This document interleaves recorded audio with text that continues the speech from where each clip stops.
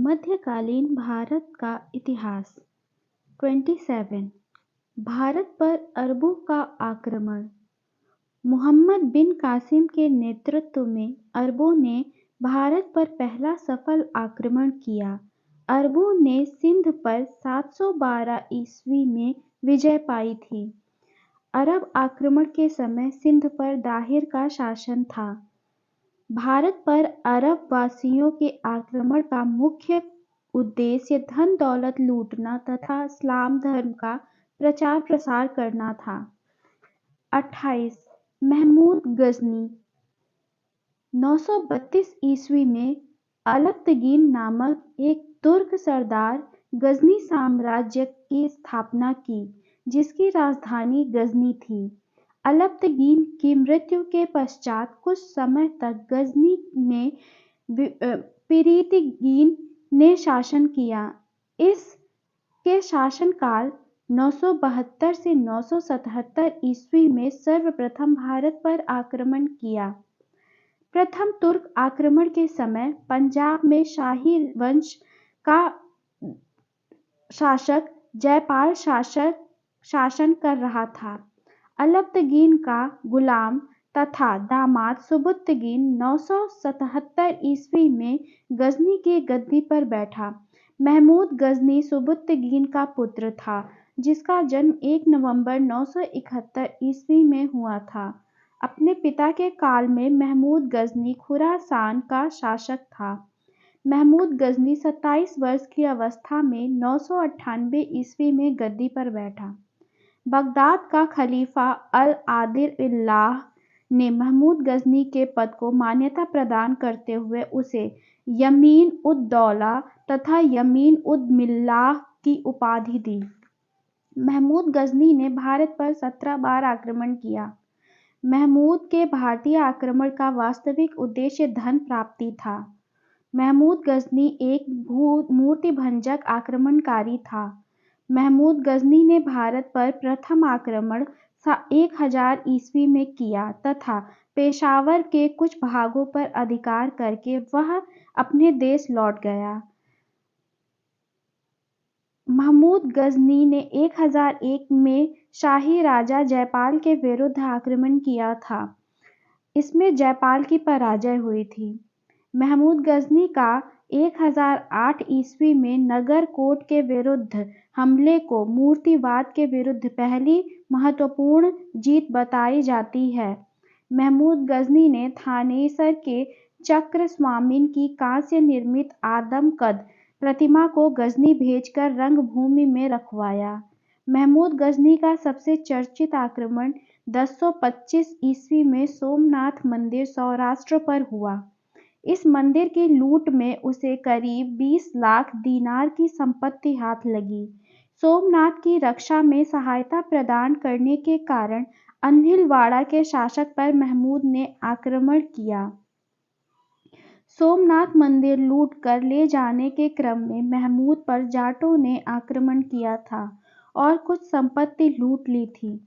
महमूद गजनी का अंतिम भारतीय आक्रमण 1027 ईस्वी में जाटों के विरुद्ध था। महमूद गजनी की मृत्यु 1023 ईस्वी में हो गई थी। सुल्तान की उपाधि धारण करने वाला प्रथम शासक महमूद गजनी था। महमूद की सेना ने सेवंद राय एवं तिलक जैसे हिंदू उच्च पदों पर आसीन थे। अल-बरूनी, फिरदौसी, उल्बी तथा फर्रुखी महमूद गजनी के दरबार में रहते थे।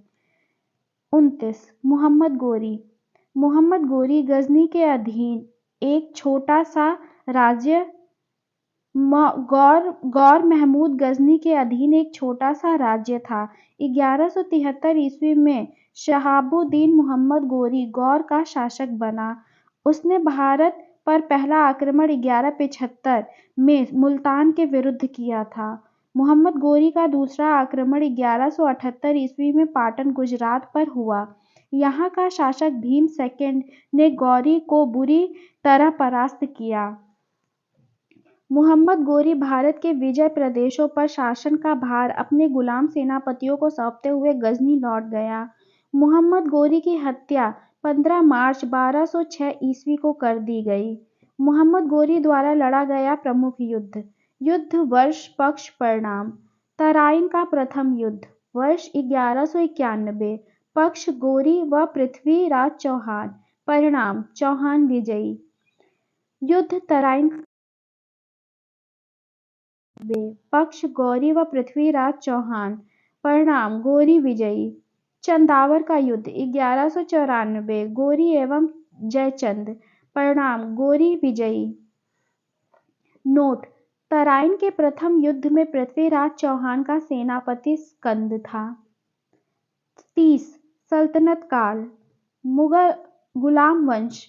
गुलाम वंश की स्थापना 1206 में कुतुबुद्दीन ऐबक ने किया था। वह गोरी का गुलाम था।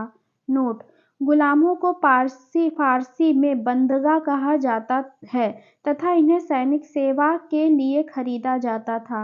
कुतुबुद्दीन ऐबक ने अपना राज्याभिषेक 24 जून 1206 को किया था।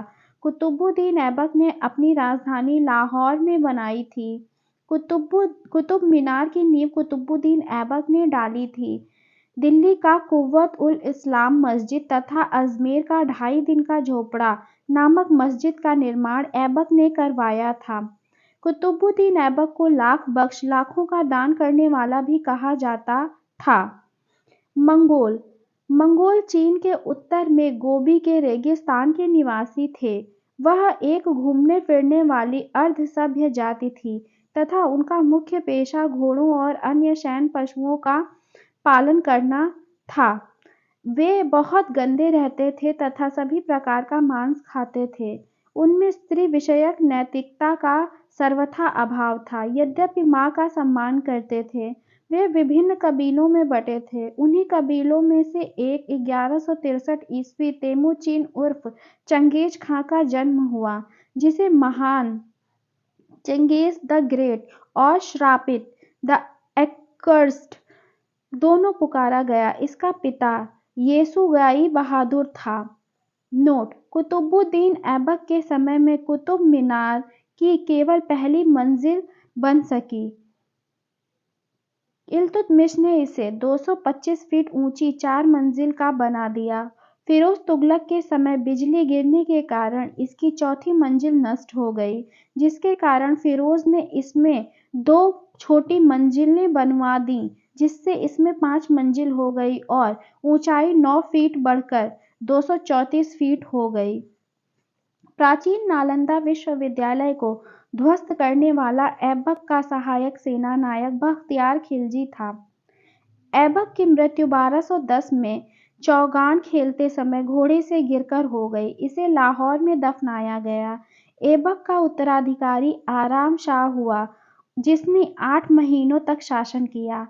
आराम शाह की हत्या करके इल्तुतमिश 1211 ईस्वी में दिल्ली की गद्दी पर बैठा। इल्तुतमिश तुर्किस्तान का इल्बरी तुर्क था, जो ऐबक का गुलाम और दामाद था। ऐबक के मृत्यु के समय वह बदायूं का गवर्नर था। इल्तुतमिश के महत्वपूर्ण कार्य: पहला, कुतुब मीनार के निर्माण को पूर्ण करवाया। दूसरा, सबसे पहले शुद्ध अरबी सिक्के जारी किए, चांदी का टंका एवं तांबा का जीतल।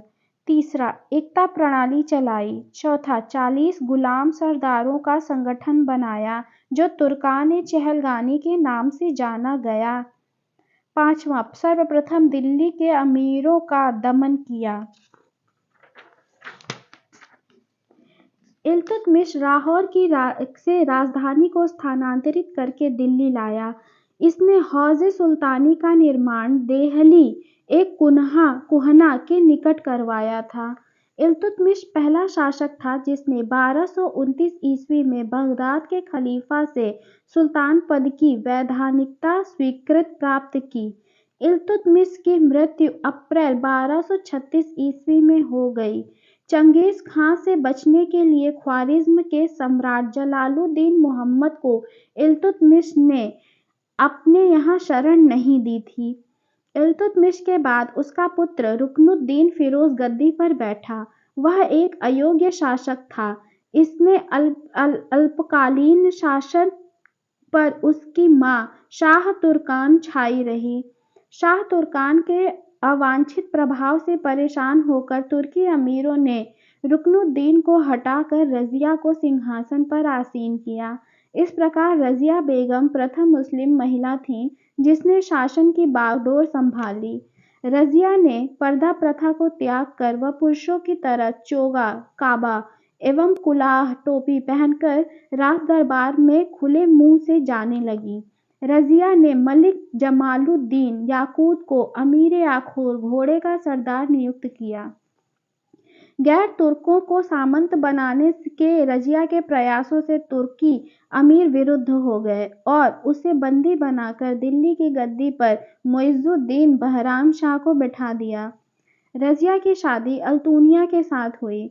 इससे शादी करने के बाद रज़िया ने पुनः गद्दी प्राप्त करने का प्रयास किया, लेकिन वह असफल रही। रज़िया की हत्या 13 अक्टूबर 1240 को डाकुओं के द्वारा कैथल के पास कर दी गई।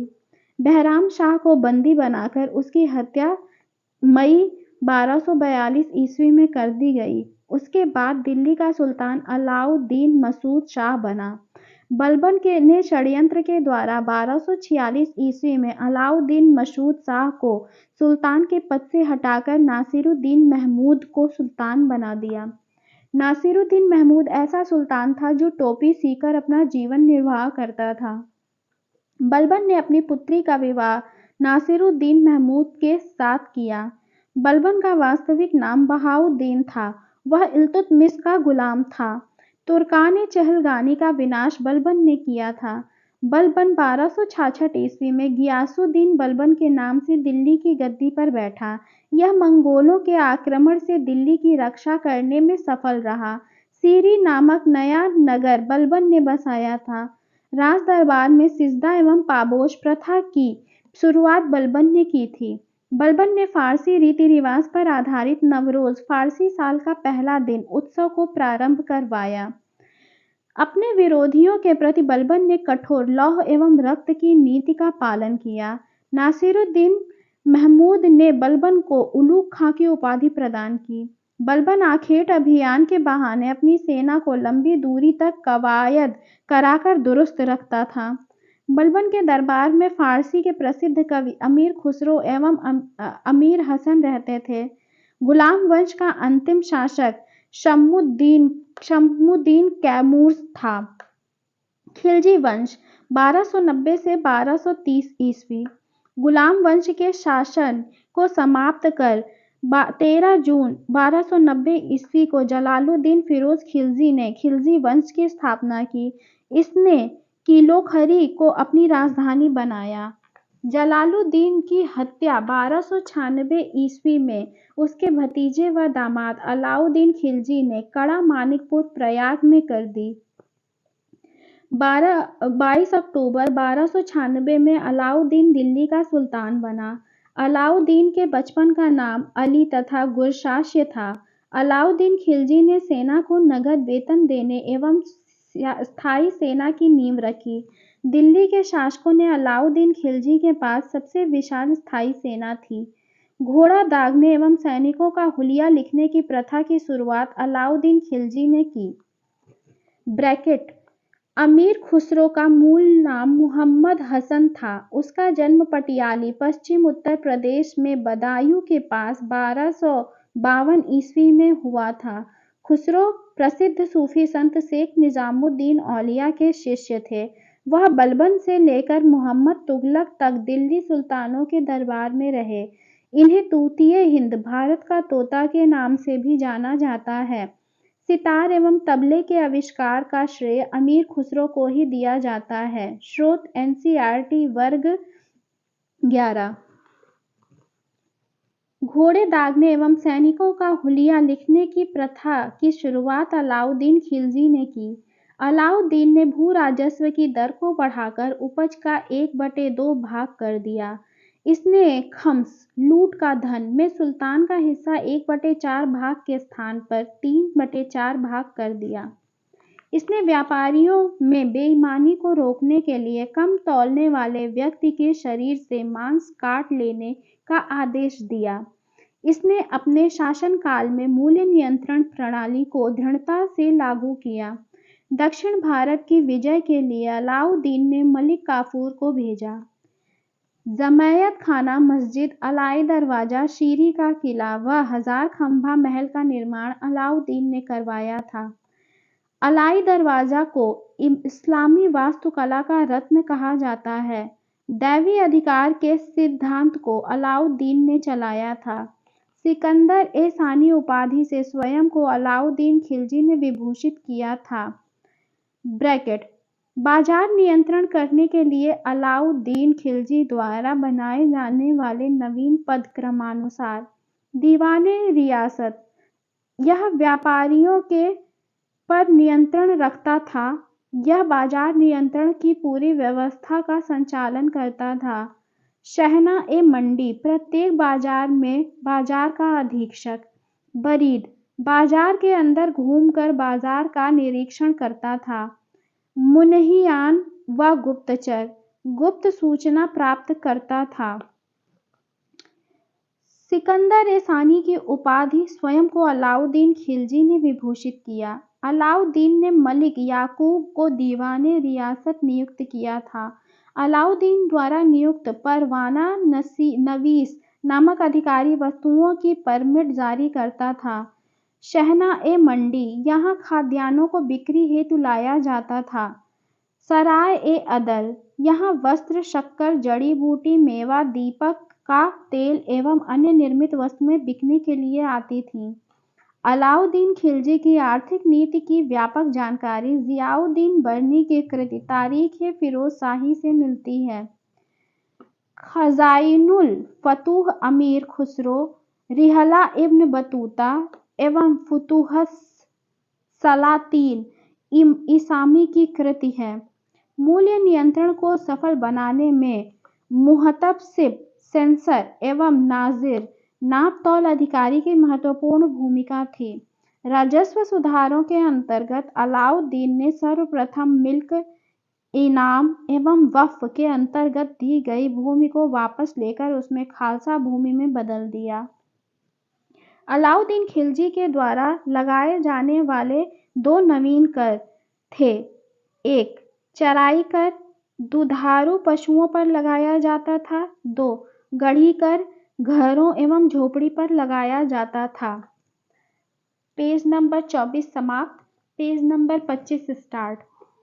अलाउद्दीन खिलजी के शासनकाल में 1297 से 1306 ईस्वी तक मंगोलों ने 6 आक्रमण किए।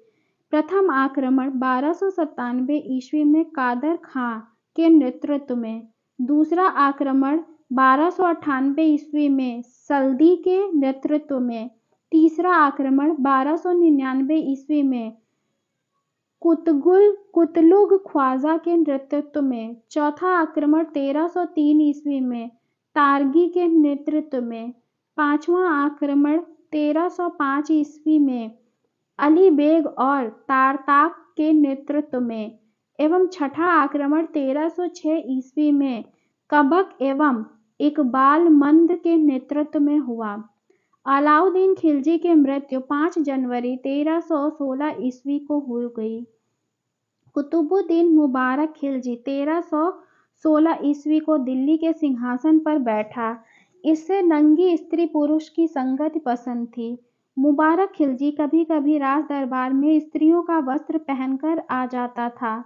बर्नी के अनुसार मुबारक कभी कभी नग्न होकर दरबारियों के बीच दौड़ा करता था।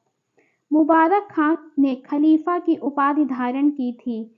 मुबारक के वजीर खुसरो खान ने 15 अप्रैल 1320 ईस्वी को इसकी हत्या कर दी और स्वयं दिल्ली के सिंहासन पर बैठा। खुसरो खान ने पैगंबर के सेनापति की उपाधि धारण की। तुगलक वंश 1320-1398 ईस्वी। 5 सितंबर 1320 को खुसरो खां को पराजित करके गाजी मलिक या तुगलक गाजी गयासुद्दीन तुगलक के नाम से 8 सितंबर 1320 को दिल्ली के सिंहासन पर बैठा। गयासुद्दीन ने अलाउद्दीन के समय के लिए गए अमीरों की भूमि को पुनः लौटा दिया। उसने सिंचाई के लिए कुएं तथा नहरों का निर्माण करवाया। संभवतः नहरों का निर्माण करने वाला गयासुद्दीन प्रथम शासक बना। ब्रैकेट मुहम्मद बिन तुगलक द्वारा क्रियान्वित क्रमशः 4 योजनाएं। पहला, दोआब क्षेत्र में कर वृद्धि 1326 से 1327 ईस्वी, राजधानी परिवर्तन 1326 से 1327, सांकेतिक मुद्रा का प्रचलन। तीसरा है 1329 से 1330। चौथा, खुरासान एवं कराचिल का अभियान। आगे है, गयासुद्दीन तुगलक ने दिल्ली के समीप स्थित पहाड़ियों पर तुगलकाबाद नाम का एक नया नगर स्थापित किया। रोमन शैली में निर्मित इस नगर में एक दुर्ग का निर्माण भी हुआ। इस दुर्ग को 56 कोट के नाम से भी जाना जाता है। गयासुद्दीन तुगलक की मृत्यु 1325 ईस्वी में बंगाल के अभियान से लौटते समय जूना खां द्वारा निर्मित लकड़ी के महल में दबकर हो गई। गयासुद्दीन तुगलक के बाद उलूग खां या जूना खां मुहम्मद बिन तुगलक के नाम से 1325 ईस्वी में सिंहासन पर बैठा। मध्यकालीन सभी सुल्तानों में मुहम्मद बिन तुगलक सर्वाधिक शिक्षित, विद्वान एवं योग्य व्यक्ति था। मुहम्मद बिन तुगलक को अपनी सनक भरी योजनाओं, क्रूर कृत्यों एवं दूसरों के सुख दुख के प्रति उपेक्षा भाव रखने के कारण स्वप्नशील, पागल एवं रक्त पिपासु कहा गया। मुहम्मद बिन तुगलक ने कृषि के विकास के लिए अमीर कोही नामक एक नवीन विभाग की स्थापना की। मुहम्मद बिन तुगलक ने अपनी राजधानी दिल्ली से देवगिरी में स्थानांतरित की और इसका नाम दौलताबाद रखा। मुहम्मद बिन तुगलक अपने प्रत्येक मलिक के सम्मान में 2 पोशाक दिया करता था, एक जाड़े में और दूसरा गर्मी में। कहा जाता है कि डाक प्रबंधों के द्वारा मुहम्मद बिन तुगलक के लिए ताजे फल खुरासान से एवं पीने के लिए गंगा जल मंगवाया जाता था। सांकेतिक मुद्रा के अंतर्गत मुहम्मद बिन तुगलक ने कांसा फरिश्ता के अनुसार, तांबा बरनी के अनुसार धातुओं के सिक्के चलवाए, जिनका मूल्य चांदी के रुपए टंका के बराबर होता था। एडवर्ड थॉमस ने मुहम्मद बिन तुगलक को प्रिंस ऑफ मनियर्स की संज्ञा दी। नोट: सांकेतिक मुद्रा का प्रयोग चीन के कुबलई खां एवं ईरान के गजन खां नामक एक मंगोल शासक ने भी किया था। अफ्रीकी मोरक्को यात्री इब्न बतूता लगभग 1333 ईस्वी में भारत आया। सुल्तान ने इसे दिल्ली का काजी नियुक्त किया। 1342 ईस्वी में सुल्तान ने इसे अपने राजदूत के रूप में चीन भेजा। इब्न बतूता की एक पुस्तक रेहला में मुहम्मद बिन तुगलक के समय की घटनाओं का वर्णन है। इसने अपनी पुस्तक में विदेशी व्यापारियों के आवागमन, डाक चौकियों की स्थापना, डाक व्यवस्था एवं गुप्तचर व्यवस्था के बारे में लिखा है। इसने नगाड़ों की भारी ध्वनि के बीच एक स्त्री को सती होने के दृश्य का वर्णन किया है। इसके कथानुसार सती होने के लिए सुल्तान से अनुमति लेनी पड़ती थी। मुहम्मद बिन तुगलक के समय जिया नक्शबी पहला व्यक्ति था जिसने संस्कृत कथाओं की एक श्रृंखला का फारसी में अनुवाद किया था। इस पुस्तक का नाम तूतीनामा था, जिसमें एक तोता एक ऐसी विरहिणी नायिका को कहानी सुनाता है जिसका पति यात्रा पर गया है। मुहम्मद बिन तुगलक ने जिन प्रभु सूरी नामक जैन साधु को अपने दरबार में बुलाकर सम्मान दिया था। मुहम्मद बिन तुगलक की मृत्यु 20 मार्च 1351 ईस्वी को सिंध जाते समय ठट्टा के निकट गोडाल में हो गई थी। मुहम्मद बिन तुगलक के शासन काल में दक्षिण में हरिहर एवं बुक्का नामक 2 भाइयों ने 1336 ईस्वी में स्वतंत्र राज्य विजयनगर की स्थापना की। महाराष्ट्र में अलाउद्दीन बहमन शाह ने 1347 ईस्वी में स्वतंत्र बहमनी राज्य की स्थापना की। मुहम्मद बिन तुगलक की मृत्यु पर इतिहासकार बदायूनी लिखता है कि अंततः लोगों को उससे मुक्ति मिली और उसे लोगों से। मुहम्मद बिन तुगलक शेख अलाउद्दीन का शिष्य था। वह सल्तनत का पहला शासक था जो अजमेर में शेख मोइनुद्दीन चिश्ती की दरगाह और बहराइच में सालार महमूद गाजी के मकबरे में गया। मुहम्मद बिन तुगलक ने बदायूं में मीरन मुल्हिम, दिल्ली में शेख निजामुद्दीन औलिया, मुल्तान में शेख रुकनुद्दीन अजुधन में शेख मुल्तान आदि संतों की कब्र पर मकबरे बनवाए। फिरोज तुगलक का राज्याभिषेक ठट्टा के निकट 20 मार्च 1351 को हुआ। पुनः फिरोज का राज्याभिषेक दिल्ली में अगस्त 1351 को हुआ। खलीफा द्वारा इसे कासिम अमीर उल मोमनीन की उपाधि दी गई। राजस्व व्यवस्था के अंतर्गत फिरोज ने अपने शासनकाल में 24 कष्टदायक करों को समाप्त कर केवल 4 कर खराज, लगान, खम्स, युद्ध में लूट का माल, जजिया एवं ज़कात को वसूल करने का आदेश दिया। फिरोज तुगलक ब्राह्मणों पर जजिया लागू करने वाला पहला मुसलमान शासक था। फिरोज तुगलक ने एक नया कर सिंचाई कर भी लगाया जो उपज का 1/10 भाग था। फिरोज तुगलक ने 5 बड़ी नहरों का निर्माण करवाया। फिरोज तुगलक ने 300 नए नगर की स्थापना की जिसमें हिसार, फिरोजाबाद, दिल्ली, फतेहाबाद, जौनपुर और फिरोजपुर प्रमुख हैं। इसके शासनकाल में खिजराबाद, टोपरा गांव एवं मेरठ से अशोक के 2 स्तंभों को लाकर दिल्ली में स्थापित किया गया। सुल्तान फिरोज तुगलक ने अनाथ मुस्लिम महिलाओं, विधवा एवं लड़कियों की सहायता के लिए एक नए विभाग दीवाने खैरात की स्थापना की।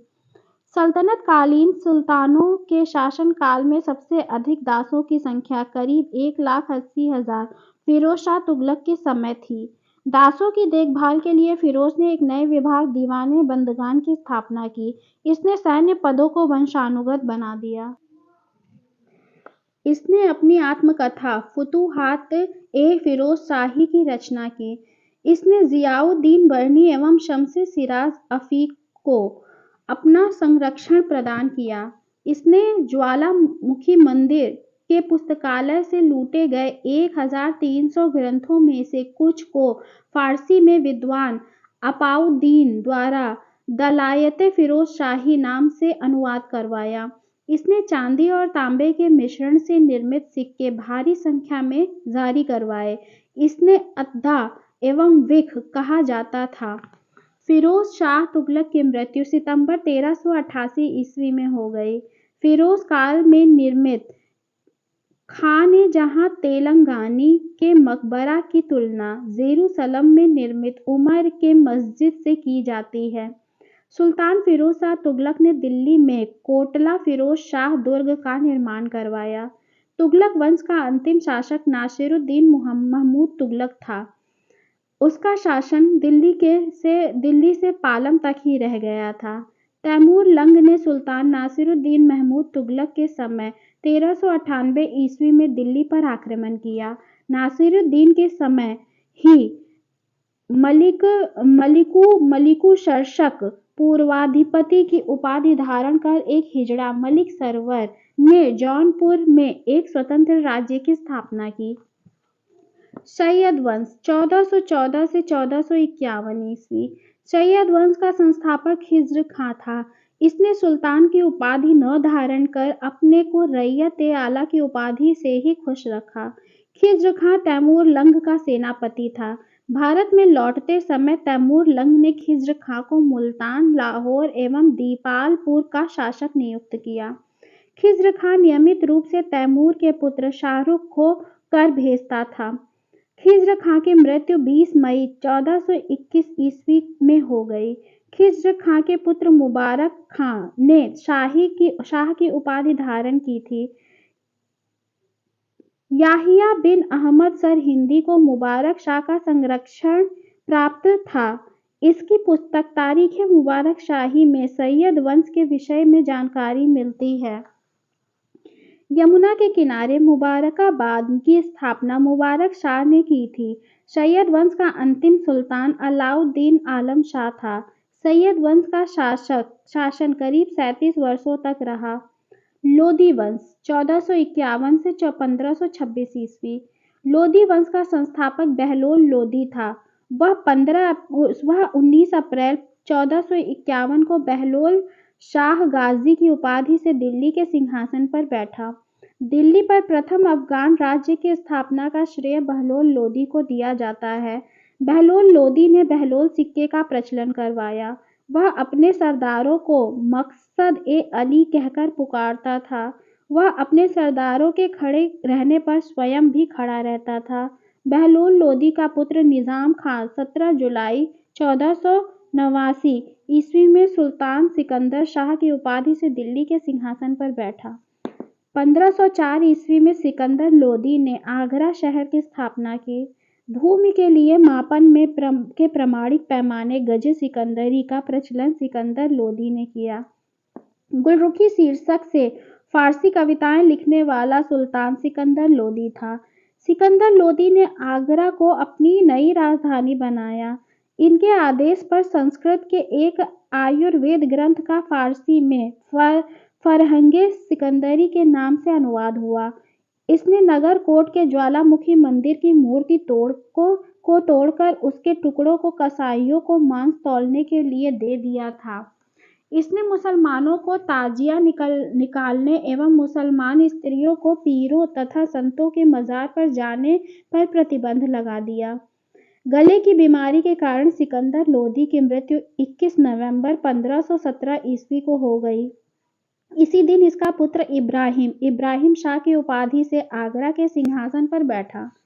संभवतः दिल्ली के सुल्तानों में सिकंदर लोदी प्रथम सुल्तान था जो हिंदुओं के त्योहार मुख्यतः होली में भाग लेता था।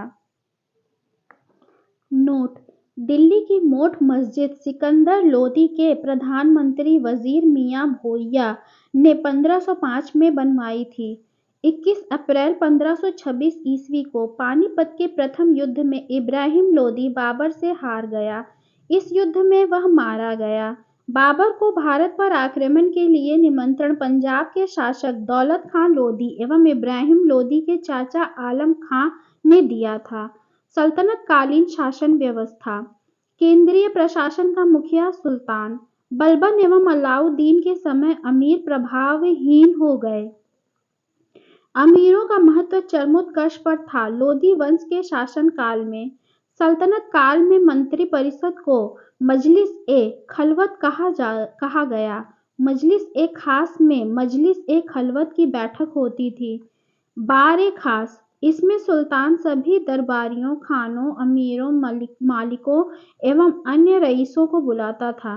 बार ए आजम: सुल्तान राजकीय कार्यों का अधिकांश भाग पूरा करता था। सल्तनत काल में दीवाने रियासत धार्मिक मामलों, पवित्र स्थानों तथा योग्य विद्वानों और धर्मपरायण लोगों को वजीफा देता था। इसका अध्यक्ष प्रमुख सदर होता था जो साधारणतः प्रधान काजी होता था। यह न्याय विभाग का भी अध्यक्ष होता था। दीवाने इंशा नामक विभाग राज्य के पत्राचार से संबंध रखता था। साम्राज्य के विभिन्न भागों में चल रही गतिविधियों की पूर्ण जानकारी के लिए दूतों की नियुक्ति की जाती थी। यह दूत बरीद कहलाते थे। शासक के सबसे ज्यादा विश्वास पात्र लोग ही मुख्य बरीद के पद पर नियुक्त किए जाते थे। लोक निर्माण विभाग की स्थापना फिरोज शाह तुगलक ने की थी। यह विभाग नहरों तथा सार्वजनिक भवनों का निर्माण करता था। ब्रैकेट मंत्री एवं उससे संबंधित विभाग: मंत्री विभाग, वजीर, प्रधानमंत्री विभाग, राजस्व विभाग का प्रमुख, मंत्री, मुशर्रिफ ए मुमालिक, महालेखाकार विभाग, भागों, प्रांतों एवं अन्य विभागों में प्राप्त आय एवं व्यय का लेखा जोखा। मंत्री, मजमूआदार विभाग, उधार दिए गए धन का हिसाब रखना। मंत्री खजीन विभाग, कोषाध्यक्ष। मंत्री आरिज मुमालिक विभाग, दीवाने अर्ज अथवा सैन्य विभाग का प्रमुख। मंत्री सद्र उस सुदूर विभाग, धर्म विभाग एवं दान विभाग का प्रमुख। मंत्री काजी अल कजात विभाग, सुल्तान के बाद न्याय का सर्वोच्च अधिकारी। मंत्री बरीद ए मुमालिक विभाग, गुप्तचर विभाग का प्रमुख अधिकारी। मंत्री वकील ए दर विभाग, सुल्तान की व्यक्तिगत सेवाओं की देखभाल। मंत्री दीवाने खैरात विभाग, दान विभाग। मंत्री दीवाने बंदगान विभाग, दास विभाग। मंत्री दीवान इस्तिहाक मंत्री विभाग पेंशन विभाग। सेकंड ब्रैकेट विभाग बनाने वाला सुल्तान, दीवाने मुस्तखराज वित्त विभाग बनाने वाला सुल्तान अलाउद्दीन खिलजी।